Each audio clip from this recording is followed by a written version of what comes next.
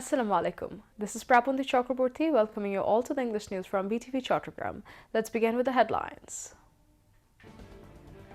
Election to be held between December 2025 and March 2026 depending on reforms necessary for free and fair polls, says Chief Advisor Professor Muhammad Yunus in interview with BBC. Law enforcement agencies in Bangladesh carry out massive human rights violations during mass uprising in 2024, says United Nations High Commissioner for Human Rights.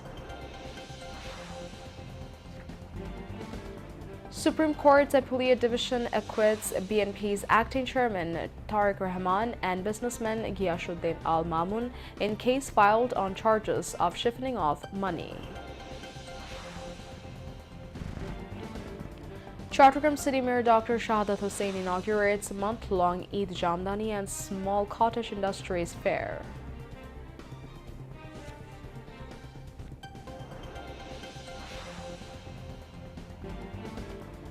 U.S. Supreme Court rejects Trump administration's request to withhold nearly $2 billion foreign aid.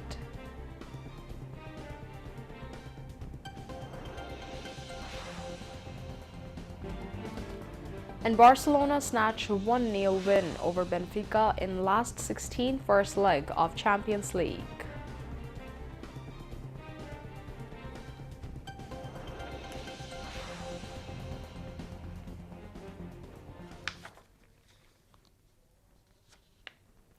Viewers, those were the headlines. Now moving on to the details.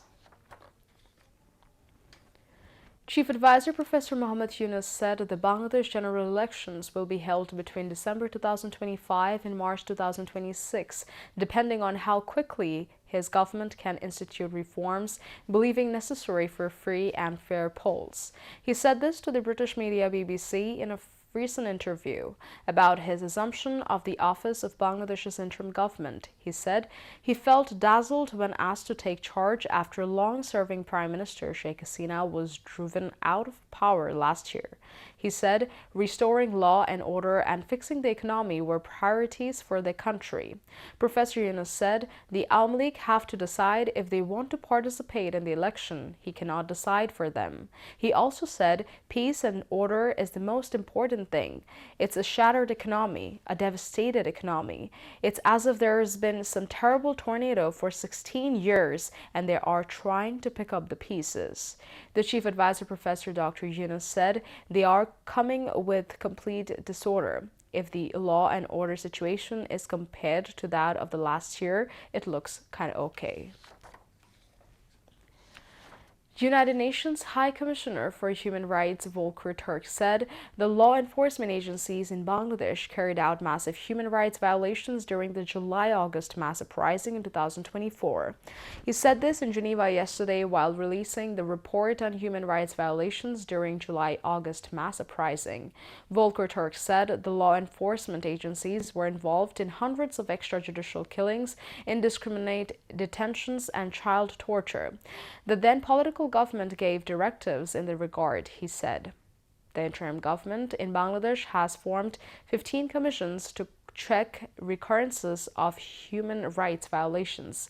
In the meantime, 6 commissions have submitted their reports. The reports of the 6 commissions resembled that of the United Nations High Commission for Human Rights. At a discussion in Geneva yesterday on August-July movement titled Charting the Path Forward, law advisor Professor Asif Nuzrul said they will work more closely with the Office of the UN High Commissioner for Human Rights to materialize the reports of the Reform Commission. At that time, a documentary produced by journalist David Bergman titled Jatrabari, An Evidence to Massacre was screened. Speaking at the function, UN High Commissioner for Human Rights Volker Turk said government officials, security and intelligence agencies, as well as associates and officials of then government carried out methodical violation of human rights during the July-August movement.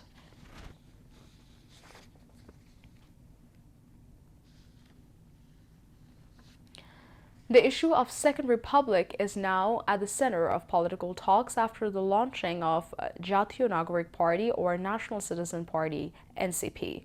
The new political party, NCP, emerged on February 28th following the July uprising, has set its goal to establish a second republic to ensure a new political arrangement by changing the current constitution. The idea of second republic surfaced following the French Revolution in 1789 that ousted the monarchy. In 1792, the first republic was declared in France. The country returned to monarchy in 1804. But in 1848, the Second Republic was declared in France, and at that moment, the country is going through Fifth Republic. Several countries, including South Korea, Poland, and Costa Rica, have the history of 2 to 5 republic. However, many political parties in Bangladesh, including the BNP, reacted negatively to the idea of Second Republic. BNP leader, Major retired Hafizuddin Ahmed, said the constitution of the country didn't turn Sheikh Hasina into a fascist. He said, if necessary, reforms of the constitution could be done if there is no logic for a new republic changing the existing state structure. Analysts say everything has to be done based on political consensus. Youth and Sports Advisor Asif Mahmoud Shoji Puya visited the grave of martyr Abrar Fahad in Kushtia. Asif Mahmoud paid homage this morning at Abrar Fahad's grave in Koa Rangdanga village under Kumurkali Upazila of the district. After visiting the grave, the advisor inaugurated the expansion work of Shohid Abrar Fahad, the Jami Masjid. He later inaugurated Shohid Abrar Fahad Stadium and participated in a discussion meeting at the Deputy Commissioner's office. The Appellate Division of the Supreme Court has acquitted BNP's acting chairman Tariq Rahman and businessman Ghiyasuddin Al-Mahamoon from their 7-year sentence in the case filed on charges of shifting off money to Singapore. The Appellate Division bench led by Chief Justice Said Rifat Ahmed gave the verdict today. The Anti-Corruption Commission filed the case with the Cantonment Police Station in the capital under Money Laundering Act on October 26 in 2009. Dhaka's third special judge court acquitted Tariq Rahman on 17 November in 2013, but sentenced Ghiyasuddin Al-Mamun to 7-year imprisonment. In addition, the court fined Mamun Dhaka 40 crore. The Anti-Corruption Commission and Ghiyasuddin Al-Mamun appealed against the verdict. On July 21 in 2016, the High Court sentenced Tariq Rahman to 7-year imprisonment and fined him Dhaka 20 crore. The High Court upheld Ghiyasuddin Al-Mamun's 7-year imprisonment. Mamun appealed against the High Court verdict. The Appellate Division led by the Chief Justice gave the verdict today acquitting Tariq Rahman and Ghiyasuddin Al-Mamun from their imprisonment. Now, international news.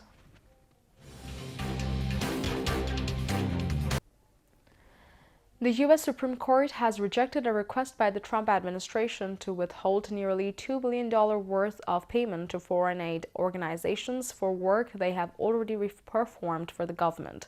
The top court yesterday endorsed a lower court ruling against the administration to unfreeze the fund for contractors and recipients of grants from the U.S. Agency for International Development and the State Department.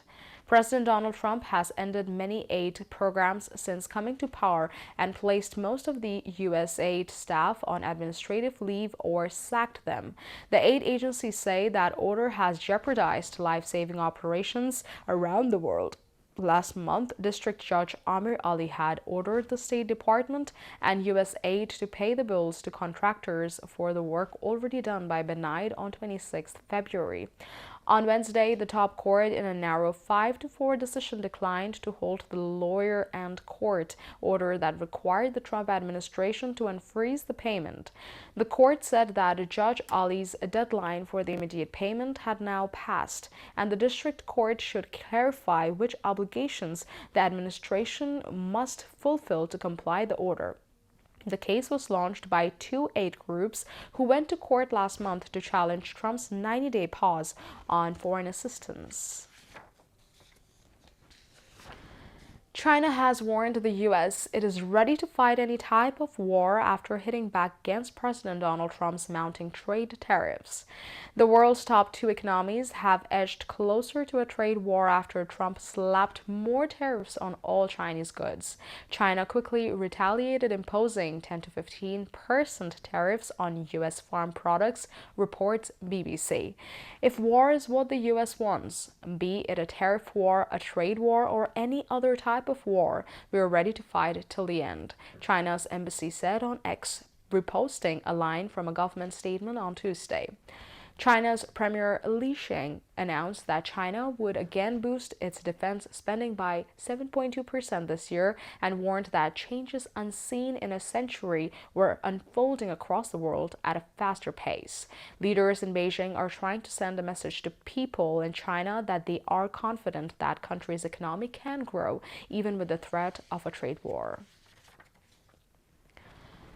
U.S. President Donald Trump said on Tuesday he received a letter from Ukrainian President Volodymyr Zelensky in which the Ukrainian leader expressed a willingness to come to the negotiating table over the Russia-Ukraine war.